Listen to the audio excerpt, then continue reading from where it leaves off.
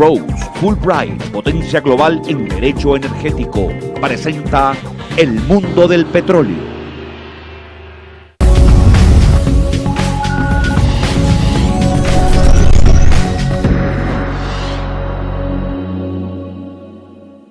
Muy buenas noches, bienvenidos al fascinante mundo del petróleo. Hoy tenemos a un directo amigo, el doctor Eduardo Pisano, presidente de la Asociación Colombiana de Gas Natural, Naturgas, que es el gremio que representa a toda la cadena de producción, exploración, distribución, transporte de gas natural en el país. Bienvenido, doctor Pisano. Muchas gracias. Aquí estamos listos para hablar y conversar sobre todos estos temas del gas. Bueno, Eduardo, arranquemos por un tema que yo creo que hoy está puesto sobre el tapete, y es el asunto de la disponibilidad de gas hacia el futuro, en estos días ha salido un reporte levantando unas banderas diciendo, hombre, no va a haber gas sino hasta dentro de 3 o 4 años para abastecer el consumo doméstico. ¿Eso en qué está? Bueno, muy importante que los colombianos sepan que uno consume gas todos los días en las estufas de sus casas, las fábricas, las generadoras de electricidad térmica, la industria consume mucho gas, y la regla de oro en este negocio es que cada molécula de gas que se consume tiene que ser reemplazada, y se reemplaza es con exploración y con búsqueda de gas, porque si no hay gas para sustituir el que uno se está consumiendo, se acaban las reservas de gas y habría que importar o hacer, digamos, traerlo licuado, que es mucho más costoso. Entonces, ¿qué se está haciendo para reemplazar las reservas que estamos consumiendo? Hay una política de exploración que tiene el gobierno nacional a través de la Agencia Nacional de Hidrocarburos. Ahí se está haciendo una labor muy buena, se ha logrado traer muchas compañías extranjeras que vienen a arriesgar su capital y a buscar gas y petróleo en Colombia. Yo creo que hay una actividad buena, hay un buen contrato de asociación. Nos preocupa un poco todo este cambio de las reglas tributarias en que está empeñado el gobierno. Si empieza a jugar con esos temas de impuestos en un momento en que el petróleo y sobre todo el petróleo va para abajo, eso puede tener problemas. El precio del petróleo se ha descolgado como un 25-26% en los últimos 3 meses. Entonces es muy importante que la gente entienda que cuando uno está sentado en una oficina por allá en otro país y quiere invertir en Colombia, si le empiezan a cambiar las reglas de juego, pues hombre, uno se pone nervioso alrededor de eso y prefiere dejar su platica más bien guardada en un país donde no le cambien las reglas de juego. Entonces digamos, hay un buen número de compañías importantes buscando gas, pero no han tenido éxito. No, lamentablemente, a pesar de que estamos al lado de Venezuela, que tiene una cantidad de petróleo y de gas, digamos, las reservas de Colombia no es que sean mínimas, pero no tenemos unas reservas tampoco con las cuales podamos decir tenemos reservas de sobra de gas. Tenemos muy medidos los años hacia adelante, y nosotros, a pesar de tener, digamos, reservas para los próximos 15 años, tenemos momentos de picos de consumo que son muy altos. Pero, perdón un momentico, esas reservas para 15 años es para agotar totalmente las reservas. Cero. Pero para atender el consumo son unos pocos años. Tenemos fácilmente 5 o 6 años en que la curva del gas disponible contra el gas que se consume a diario en el país se van a cruzar.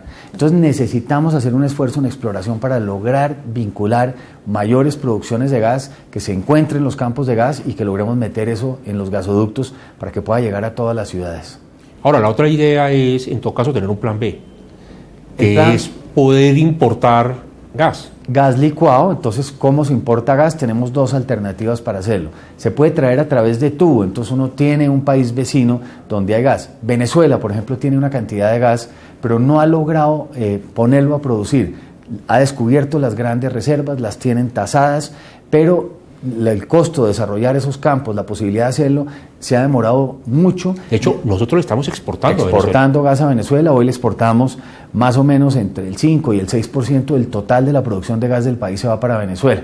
Colombia produce alrededor de unos 1.100 millones de pies cúbicos diarios y les estamos exportando más o menos hoy 80 millones de pies cúbicos. Curioso, ¿no? Porque Venezuela, con tantas reservas, es el país que tiene el mayor número de reservas de América del Sur, y no las ha podido desarrollar.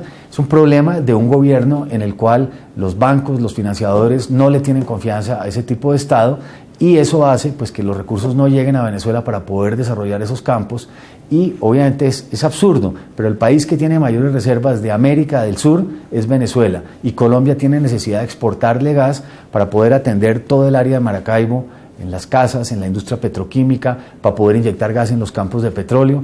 Tiene unas deficiencias grandes que se las suple hoy Colombia. En diferentes países vecinos a Colombia, como Venezuela y en el Mar Caribe, hay unos yacimientos muy grandes de gas natural. Colombia, ¿cómo está el potencial de Colombia? ¿Colombia sí tiene gas natural, sí puede tener? Pues mire lo curioso, Alejandro, el gas, y es muy importante que los televidentes lo entiendan, se encuentra en distintos yacimientos. En uno es un yacimiento solo de gas, otro es asociado al petróleo, digamos, esa es la manera convencional en que se ha venido descubriendo el gas. En Colombia tenemos de ambos campos. En la costa norte tenemos un campo que es solo gas, enfrente de Manaure, en La Guajira, el campo Chuchupa-Ballenas, y en el interior del país, en los llanos orientales, tenemos los campos de Cusiana y Cupiagua. Esos son los dos grandes campos de gas de Colombia. El segundo campo, Cusiana-Cupiagua, es un campo en que está asociada la producción de petróleo a la de gas. O sea, al momento de sacar ese hidrocarburo, salen las dos cosas. Sale gas y sale petróleo. Entonces, eso es un poco lo que hay. ¿Qué expectativas hay? Entonces uno diría, bueno, ¿dónde tenemos como decir los dedos cruzados porque creemos que se puede avanzar en reservas, digamos, de gran volumen? En el mar, frente a la costa caribe colombiana. Hoy se está perforando un pozo, por ejemplo, grande en frente de La Guajira, unos 20-25 kilómetros mar adentro. Lo están perforando Petrobras, Repsol, Ecopetrol y Statoil. Es un pozo que se está perforando en este momento. Ahí tenemos una expectativa grande de que de golpe se pueda encontrar algo ahí. En los últimos 10 años han perforado como 2. Sí, es interesante que lo que dice es muy poco. Muy poco. Y ojo esto. El lago de Maracaibo, obviamente es una de las grandes provincias petroleras del mundo, pero en el solo lago de Maracaibo, entre pozos descubridores y pozos de desarrollo, se han perforado 100.000 pozos. 100.000.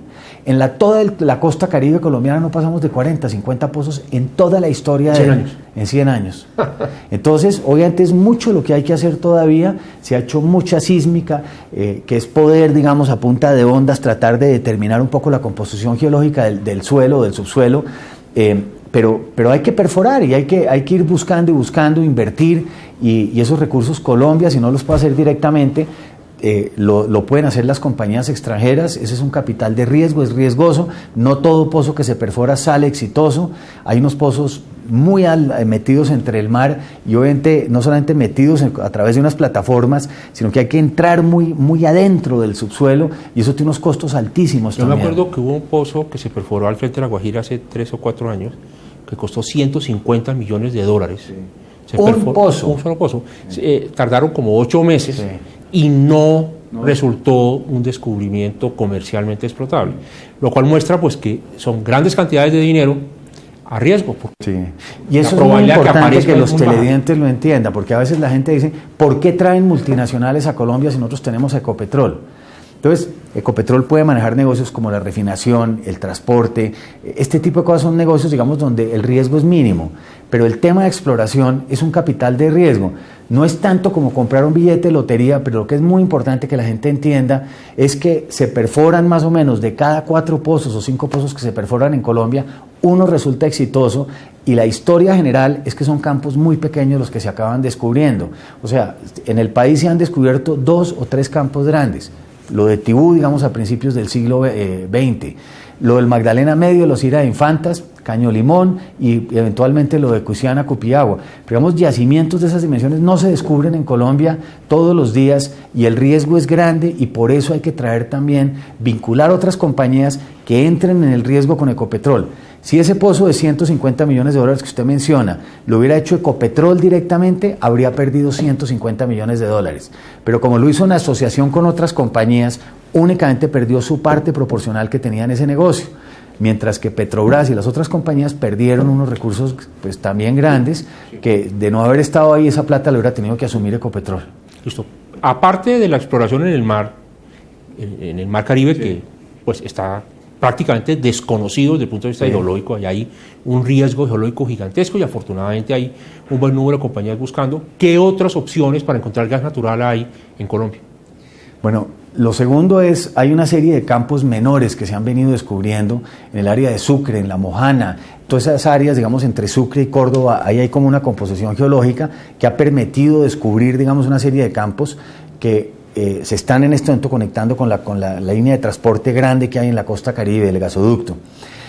Los llanos orientales, hemos descubierto Cusiana, Cupiagua, Niscota, un poco más al norte hay un descubrimiento que está sin desarrollar todavía y ese puede ser interesante.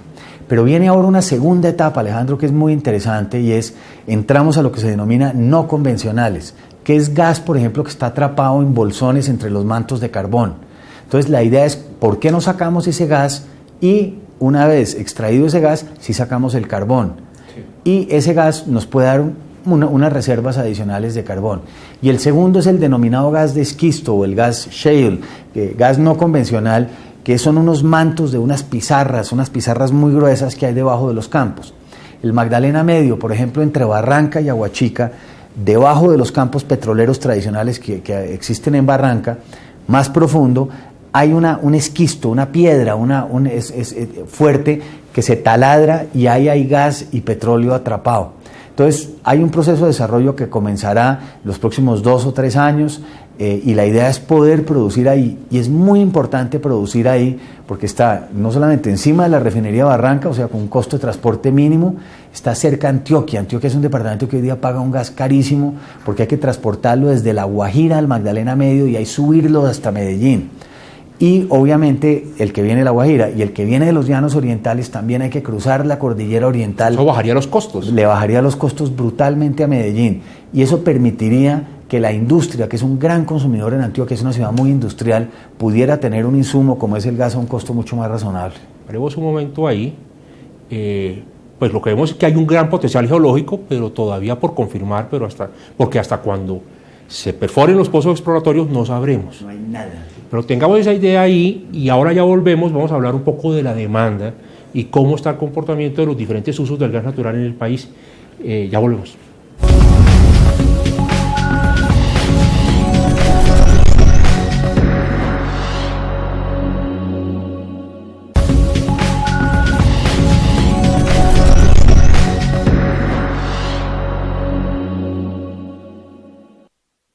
Bienvenidos de regreso con Eduardo Pisano, presidente de Naturgas. Hemos hablado del gran potencial geológico que tiene el país y de las posibilidades de encontrar gas, entre otras cosas porque tenemos gas para 5 o 6 años de abastecimiento del consumo interno a las actuales tasas de consumo. Pero hablemos del otro lado de la ecuación. ¿Quién se está consumiendo el gas? Claro, es que aquí se ha hablado que hay una revolución del gas natural, ¿no?, que ha favorecido a muchos ciudadanos con unos impactos en el medio ambiente favorables. ¿Por qué no nos cuenta quién consume gas natural y para qué en este país? Bueno, la historia de la demanda del gas es muy interesante en Colombia porque en los años 70 se encontraron 2 campos en La Guajira de los que hemos hablado, Chuchupa, Ballenas, pues el gas no se consumía en Colombia. Entonces se inició un proceso con los generadores eléctricos, sobre todo de la costa norte del país, que utilizaban fuel oil o ACPM para poder poner a funcionar esos motores y esas turbinas y generar electricidad para la costa. Desde los años 70 se cambió y se empezó el fuel oil por gas natural de La Guajira y se empezó a generar electricidad de la costa fue con gas natural. Ese fue el primer gran consumidor grande del país. Y aprovechando que esas plantas estaban en Barranquilla, pues se aprovechó y dijo, pues de una vez conectemos también la industria que hay en Barranquilla y las casas que también están dentro del perímetro pues de la ciudad de Barranquilla. Y comenzó un proceso de expansión que se fue dando poco a poco, inicialmente en la costa norte de Colombia, en Cartagena y en Santa Marta, otras ciudades de la costa norte. Y en 1992, cuando vino el racionamiento eléctrico, hubo que buscar un sistema alterno para generar electricidad que no fuera las hidroeléctricas, porque en los momentos de baja lluvia, las hidroeléctricas se desocupan los embalses y se vuelve muy complicado poder generar electricidad con base a agua. Entonces hay que tener una alternativa para esos momentos y eso era el gas natural. Estaba disponible en Colombia para montar unas plantas térmicas, unas generadoras de electricidad que permitieran generar la electricidad en ese momento. Entonces creció el mercado mucho más en el sector eléctrico. Y aprovechando, al igual que en la costa, que se construían esas redes hacia el interior para conectar esas plantas de electricidad con los sitios donde se producía el gas, se empezó a conectar todo el interior del país. Eso fue el plan de masificación del gas natural del momento. Y a iniciarse los años 90, es muy interesante porque ya hubo como una política cierta, vino el descubrimiento de Cusiana y Cupiagua, que fueron unos volúmenes de gas muy grandes en el interior del país y de la noche a la mañana se creció. Hoy hay más de 7.200.000 hogares conectados directamente a gas natural en Colombia. Alrededor de unas 3.500 grandes empresas de Colombia que necesitan poder calorífico, energía limpia, el vidrio, la cerámica, el ladrillo, el cemento, todo este tipo de plantas. Pero esos 7 millones de hogares, 7 millones y pico de hogares, no consumen tanto como el sector térmico, el sector industrial. No, mire las cifras, es muy interesante. Una ciudad como Bogotá puede tener más o menos 1,5 millones de hogares conectados al gas natural. Una empresa, y lo voy a mencionar en nombre propio, Argos, que tiene 7 plantas en Colombia, consume el equivalente de lo que consumen los hogares de Bogotá. Una sola empresa, o sea, el consumo industrial es brutal. Una planta como Cerro Matoso consume lo mismo que Barranquilla. Son cifras espectaculares alrededor de esto. Entonces, hay un uso muy grande en las casas, como lo hemos visto, muy grande en el sector eléctrico, muy grande en la industria y muy grande en los vehículos. Hoy hay se han hecho unas conversiones, alrededor de 500.000 vehículos se han pasado a gas natural. Es fascinante lo del gas natural. Por ejemplo, un taxi en una ciudad como Bogotá, que tanquea con gas natural o tanquea con gasolina. El que tanquea con gasolina, le queda a un chofer de esos un salario mínimo. Pero si tanquea con gas natural, se puede quedar con 2 salarios mínimos. Es mucho más barato. Entonces una cosa vale exactamente la mitad y le permite a quien conduce el taxi aumentar sus ingresos, doblar el volumen de sus ingresos. Entonces esto para un taxi es muy importante. Pero había un poco el mito de que eso perdía potencia al carro y que no servía. Ya eso se rompió, ¿no? Lo hemos ido rompiendo. Obviamente el esquema que lo hemos venido haciendo es el siguiente. Nosotros dijimos, bueno, hay que pulir esto, dejarlo exactamente como funciona.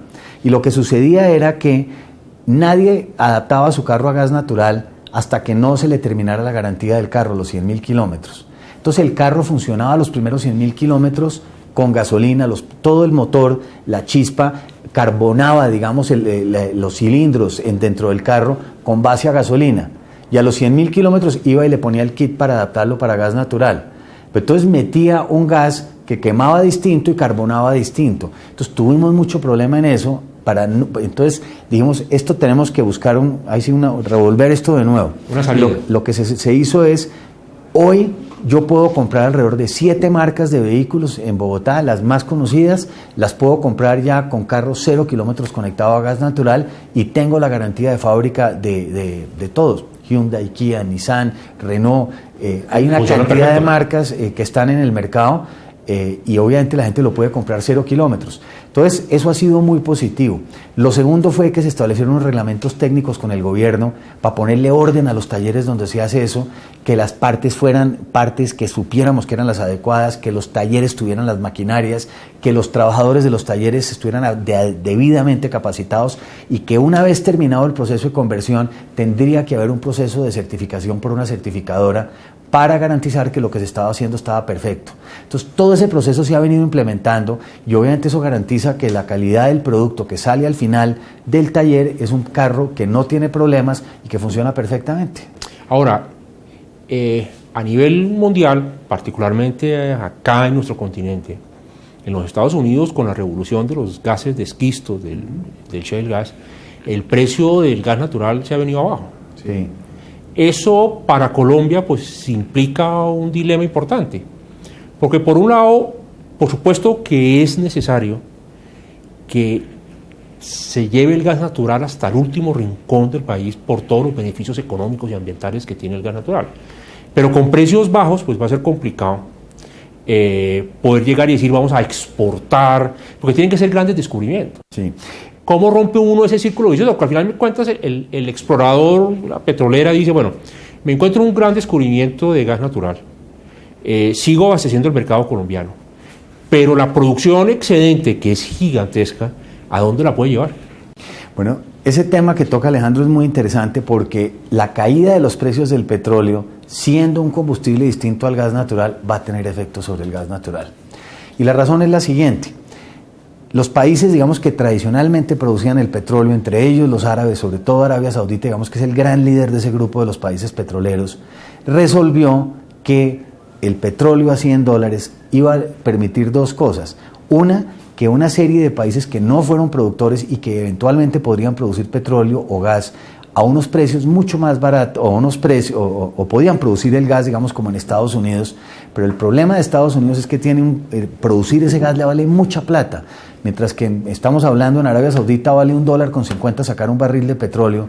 Hay campos de esos de esquistos que en Estados Unidos vale $80 sacar un barril de petróleo, y entonces, obviamente, si es a 100, lo pueden vender a 100 y no tienen problema, pero si esto se baja a 70, muchos de esos campos no van a poder seguir operando. Salen de operación. Entonces, son campos que tienen producción asociada entre gas y petróleo. Entonces, muy posiblemente, muchos de esos campos, a pesar de que no sean petroleros, sino sean de gas, por estar asociados al petróleo, posiblemente esa producción puede acabar saliendo porque es deficitaria en su costo. Entonces, este movimiento que se está viendo hoy día en el mundo de reducción de los precios va a tener ese efecto desfavorable sobre la producción en Estados Unidos. Puede generarle un piso a la caída del precio. El lío de eso es que si Arabia Saudita sigue jalando el precio para abajo, ¿y qué es lo que está haciendo para jalarlo? Muchos de los clientes, digamos, que eventualmente Estados Unidos podría atender con su producción, o países, digamos, terceros países que han entrado al mercado, como Colombia. Colombia ha entrado al mercado de China. Pero si Arabia Saudita le ofrece un precio por debajo del de que le da Colombia a los chinos, pues los chinos van a comprarles a los árabes y nosotros tenemos que salir a buscar a ver qué cliente cogemos, y obviamente ese cliente nos va a pagar un menor precio, y eso es lo que ha venido jalando el mercado hacia abajo. Entonces, lo complicado en el caso del gas es que hay mucho campo atado o asociadas producciones de gas y petróleo que posiblemente paran en Estados Unidos y se va a desaparecer esa producción. En el caso nuestro, hemos venido, digamos, las cuencas fáciles donde se encontraba petróleo más superficial, menos complejo, están ya agotadas en Colombia, y estamos entrando a fronteras en las cuales es mucho más costoso producir el gas y el crudo. Usted lo decía, costa afuera, salir uno a los 25 kilómetros de la playa, dentro del mar, a tener que hacer una instalación, una gran torre, todo un esquema, es muy costoso. Entonces lo que estamos hablando es lo siguiente, si le estoy entendiendo. El precio del petróleo ahorita mismo está bajando porque están sucediendo unos fenómenos a nivel mundial donde Colombia no tiene nada que hacer. Están bajando. Esa disminución de los precios va a implicar que algunos o muchos campos petroleros y de gas tengan que parar porque los costos, particularmente de los no convencionales, no le dan. Eso para Colombia implicará además que tiene que salir a vender sus precios bajos. Pero, como algunos campos van a salir de producción, la oferta se va a disminuir. Y eso mantendrá los precios estables en algún nivel. Y eso invita a pensar entonces en un nivel bajo. Eso invita a pensar entonces que un tema fundamental para Colombia es bajar los costos de producción de sus campos petroleros y de gas natural si quiere tener una producción y un autoabastecimiento. O sea, es absolutamente crítico lo que estás diciendo. Y uno, además, tener un contrato que haga atractivo que las compañías traigan la plata para Colombia. Entonces, muchos de los televidentes me dirán, bueno, pero ¿por qué hay que tener más atractividad? En el momento en que estas compañías les bajan los precios, quiere decir que los recursos que obtienen por las reservas que están explotando en cualquier lugar del mundo en este momento van a ser cada vez menores. Y si esas utilidades o esas que obtienen, digamos, de sus campos petroleros o de gas son menores, van a tener menos plata para poder invertir en inversión. Entonces son mucho más sigilosos de a dónde van y dónde puedo encontrar unas condiciones, no solo económicas, en el plano tributario, de cuánto le queda al gobierno y cuánto me queda a mí como compañía. Pero este país es serio en sus cortes. Este país pone problemas, tiene unos problemas sociales inmensos que no lo ha resuelto y que me puede generar problemas para mi operación. Entonces, todas esas son cosas que miran las compañías. O sea, una persona que está sentado en las oficinas centrales de una multinacional de esas grandes, viendo dónde logra colocar sus recursos, todo eso lo analiza, todo eso lo tienen tabulado y van buscando dónde hacerlo. Y a Colombia se le adiciona, digamos, un castigo adicional, y es que geológicamente no somos un país fácil de encontrar reservas. Es una geografía compleja, el riesgo geológico es alto. Entonces, existiendo ese riesgo geológico alto, tenemos que ser muy atractivos en lo que estamos ofreciendo, o si no, no conseguimos los recursos para exploración. Colombia tiene dos retos, ya se nos va a acabar el tiempo, nos queda sin un minuto. Colombia entonces tiene unos retos importantísimos en gas natural. Bueno, unas oportunidades inmensas con todo lo que ha venido sucediendo con la revolución del gas, que eso hay que mantenerlo, fortalecerlo, que siga vigoroso. En materia de exploración, pues allí hay el potencial, pero se requiere que las compañías trabajen, inviertan, etcétera, Y en esa materia, la competitividad internacional es importante con respecto a los términos y condiciones económicas que el país tiene. Y en materia de producción, pues también hay que bajar los costos, porque producciones costosas van a salir salen del mercado porque los precios apuntan, por lo menos en el mediano plazo, a ser unos precios bajos. Si usted, yo le dijera, bueno, ¿y qué sería lo que ya, la última pregunta un poco al paredón, qué sería lo que usted recomendaría al gobierno ahorita para impulsar de nuevo este tema de gas natural y que siga manteniendo un ritmo gigantesco y grande como el que ha venido teniendo desde hace por lo menos una década? Rápidamente el ministro de Minas tiene que estar monitoreando cada contrato. En Colombia hay 354 contratos firmados. Estar encima, ver cuáles son los problemas, ayudarles. O sea, eliminar parte de esos riesgos y esos costos que tienen las compañías, que porque tuvieron un problema de comunidades, porque hay una licencia ambiental demorada, porque un alcalde les está poniéndoles problemas en un sitio de Colombia. Cosas que suceden en la vida diaria de los negocios, y me parece que si logra agilizar y ayudar en eso, puede hacer mucho más competitivo el país y estar monitoreando los términos del contrato. El país tiene que adecuarse a sus realidades. En unos momentos de golpe, cuando vale el petróleo mucho, podemos pedir más condiciones para Colombia, pero cuando eso no sucede, tenemos que tener más modestia a la realidad. Ok, bueno, doctor Pisano, muchas gracias. Como verán, pues este es un tema muy interesante, es un tema que toca a todos los hogares, pero también a la industria, a la generación eléctrica. Yo espero tenerlo aquí en una próxima edición, doctor Pisano. Muchas gracias por haber venido. A ustedes muy amables. Bueno, y muchas gracias a ustedes. Buenas noches.